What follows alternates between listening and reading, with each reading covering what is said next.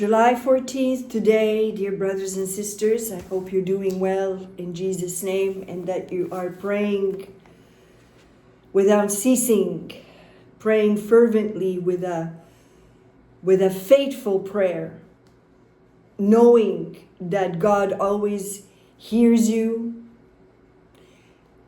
and is orchestrating events in your life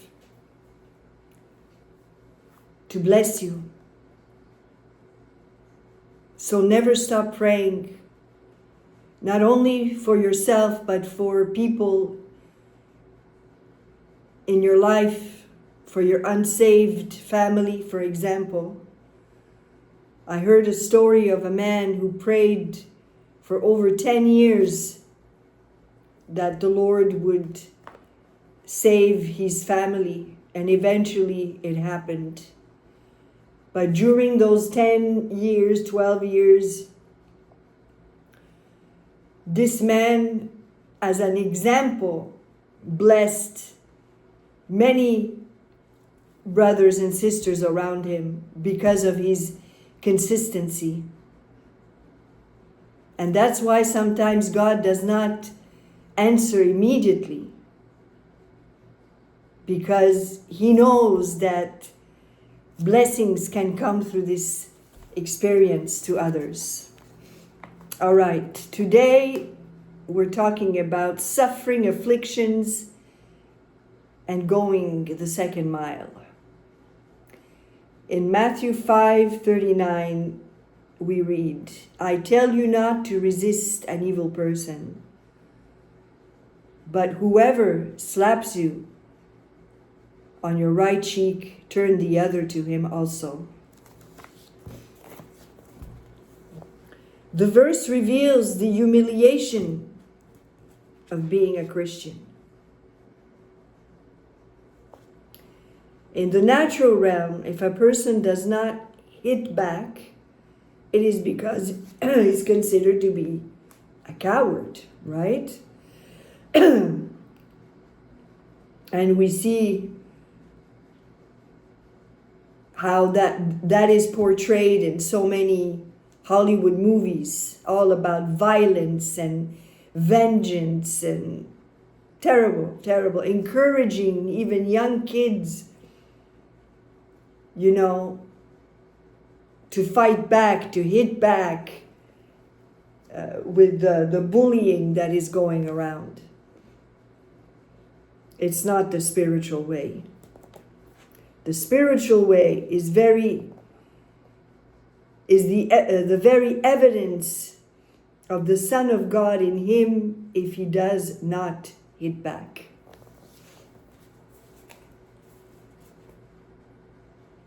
Did Jesus hit back the soldiers who attacked him, who imprisoned him? We know for an example of that, when they came to get him in the Garden of Gethsemane, Peter took out his sword, and actually it says that he wanted to kill Judas for betraying him, but he hit the soldier's ear instead. And Jesus said, "No. If you live by the sword, you will die by the sword." Violence, vengeance will not resolve anything. It will just create more violence. And we see what's going on. All the wars are based on that. The conflicts between people. A tad for a tad. You did this, I do that. Blah, blah, blah. And we end up making war in our own family, in our own surroundings. So, when you are insulted, you must not only not resent it, but you must make it an opportunity to exhibit the Son of God in your life. And you cannot imitate the nature of Jesus. It is either in you or it is not. So if you're not capable of exhibiting Jesus' nature in you when this happens, when you're insulted or provoked, ask yourself, why? Why am I not behaving as Jesus would?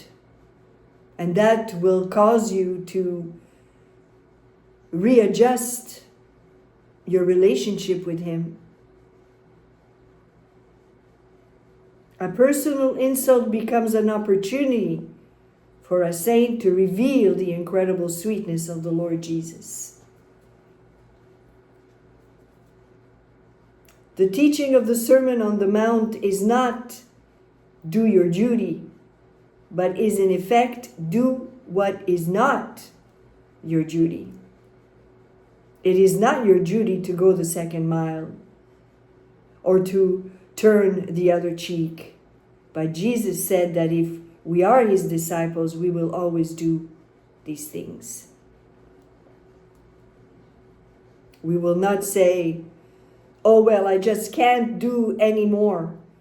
And I've been so misrepresented and misunderstood. Every time I insist on having my own rights, I hurt the Son of God. While in fact, I can prevent Jesus from being hurt if I will take the blow myself.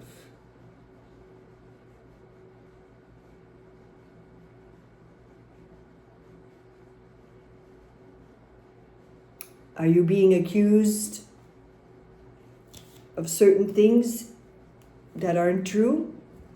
I am. I've been accused of many things that are not true.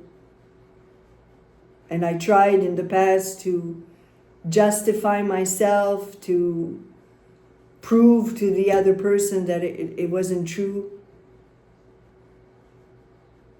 But that was just my ego. It was just my own nature trying to defend itself.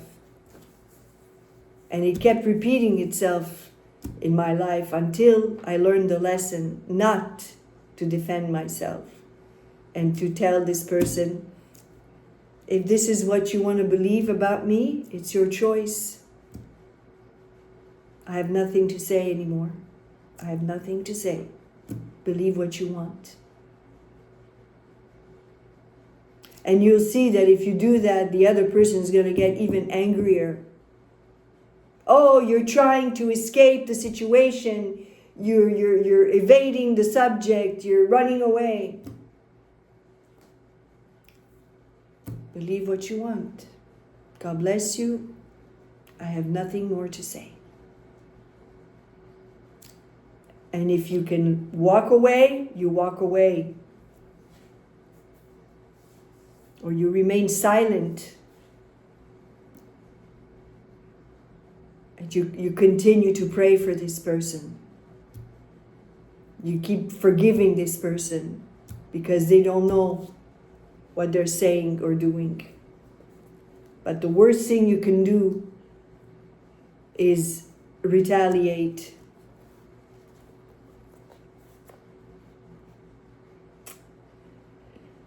So, every time I insist on having my own rights, I hurt the Son of God, while in fact, I can prevent Jesus from being hurt if I will take the blow myself. You know, if you can keep that in mind, that I'm hurting Jesus, I'm hurting my Lord.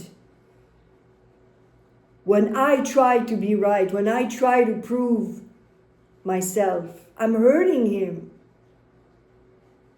Because that's not what He wants from me. He wants me to humble myself.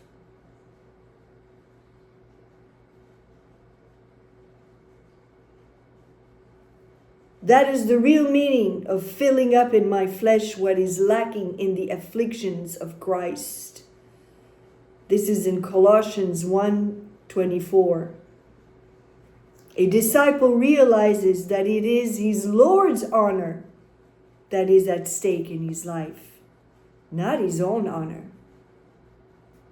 If you want to really show people around you who Jesus is, you will be like that. You will honor him. You will honor him, not yourself. And that's when hearts can be transformed.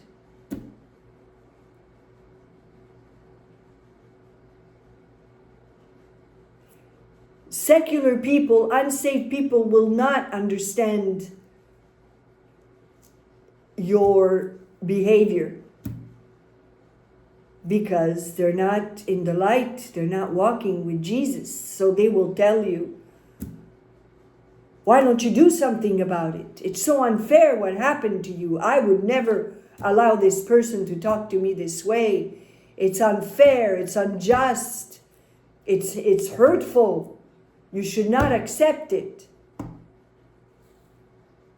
But then I recognize that this is the enemy speaking through them. I don't want to be like that anymore. That's who I used to be before. But I want to honor my Lord. And I will not honor him if I seek vengeance myself. If I see that I cannot be at peace with somebody, fine. I will continue to pray for that person. I do not have to fellowship or even visit or even call this person on the phone. Nothing. I don't have to have any contact whatsoever. What matters is that I don't seek vengeance towards that person. Try to hurt her back. That is ungodly. Okay? A disciple realizes that it is his Lord's honor that is at stake in his life, not his own.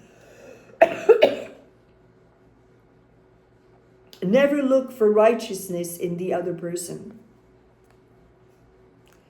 but never cease to be righteous yourself. I've made that mistake.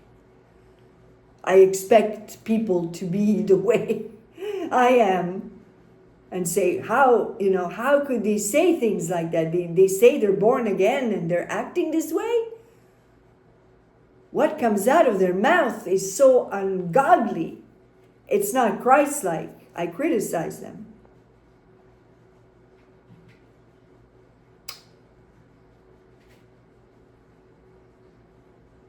But what comes out of their mouth is not as important as what comes out of my mouth. So it's not about me pointing out their faults, their unrighteousness, their ungodliness, their lack of Christ-likeness, but it's about how can I honor my God? How can I be righteous in this situation? We're always looking for justice, yet the essence of the teaching of the Sermon on the Mount is never look for justice, but never cease to give it. Never cease to give it. This is who Jesus is. He was a giver and never expected to receive in the same way. Never. He was righteous in all situations, never sinned once out of love for you and me.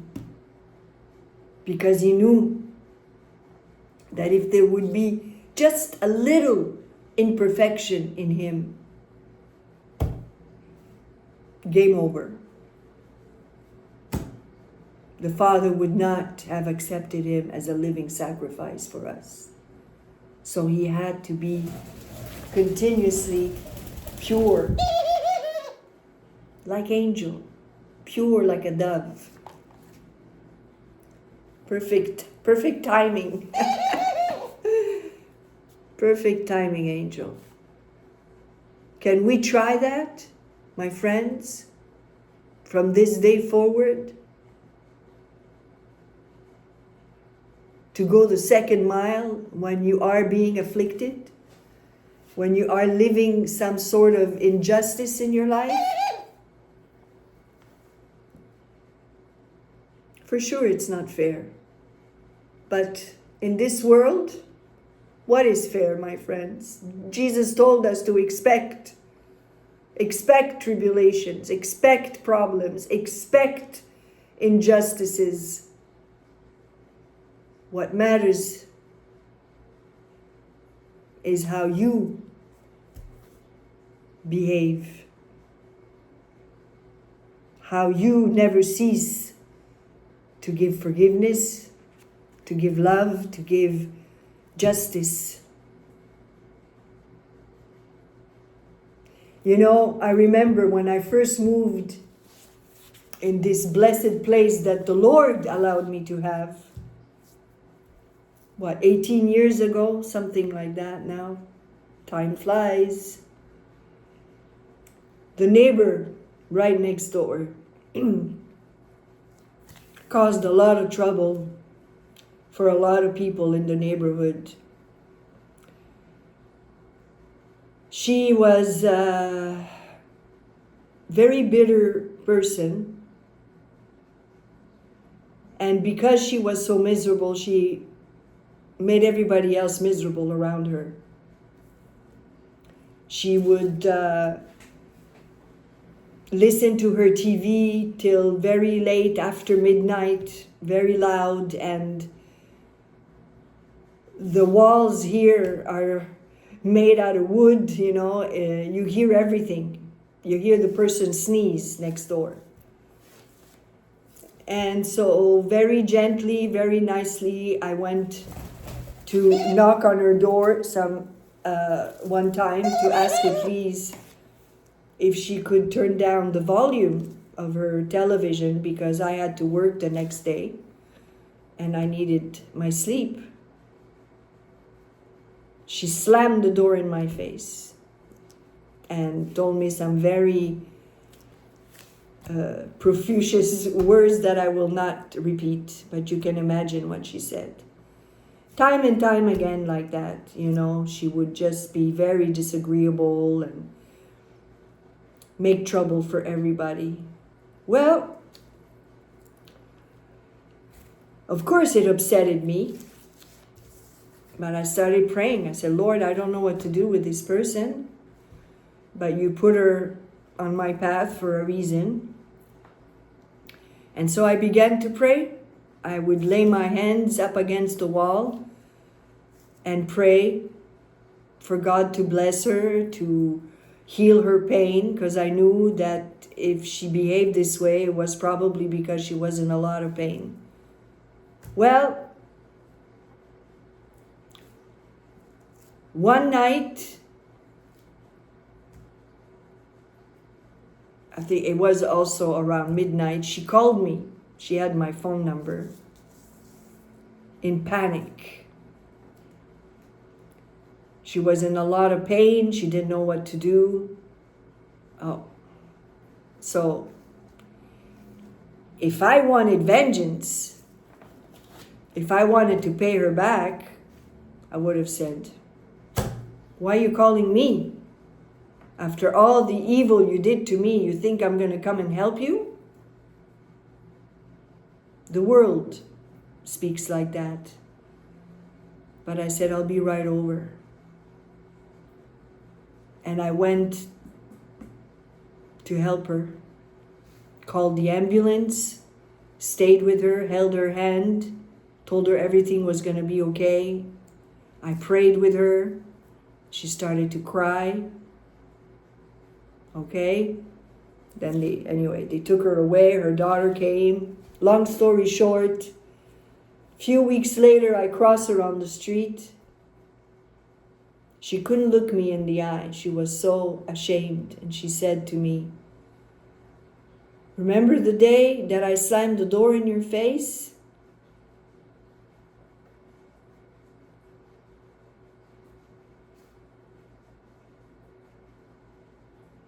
I'm sorry I did that.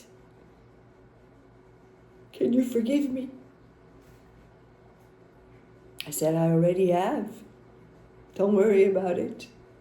And I give her a big hug.